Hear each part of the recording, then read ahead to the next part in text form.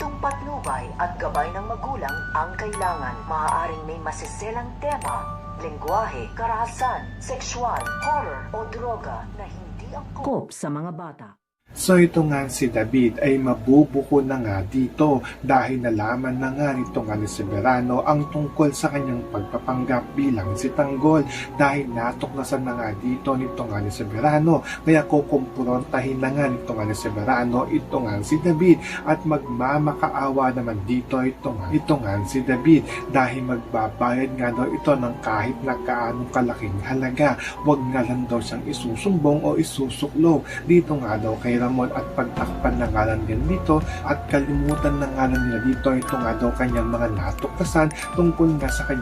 sa kanyang pagpapanggap dahil hindi na nga rin matutulungan nito nga ni Olga ito nga si David dahil sinabihan na nga nito nga ni Olga ito nga si David kasi na nga daw dito ang bahala na tumapos nga dito nga kay Soberano. Kaya nga ito nga si Soberano ay tatawagan na nga dito ito nga si Ramon upang marinig nga na dito ang kanyang pakikipag-usap at pag-amin nito nga ni David. So makakaabangan nga natin dito kung mababanggit pa nga ba nito nga ni Severano dito nga kay Ramon ang kanyang mga natuklasan tungkol nga sa pagpapanggap nito nga ni David. Yan ang ating mga pakakatutukan at pakakaabangan dito nga lang sa FPJ's Batang Quiapo.